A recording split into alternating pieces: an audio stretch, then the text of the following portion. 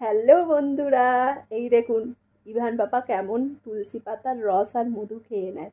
আপনাদের বেবিরা কি এইভাবেই খায়? দেখবেন এ কত ভালোভাবে খাবে। এই দেখুন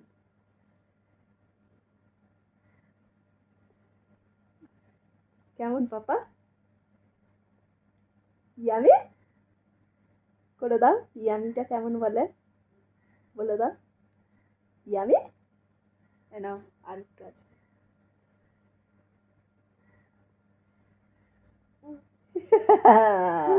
এইভাবে খেতে হয় বলো পাপা।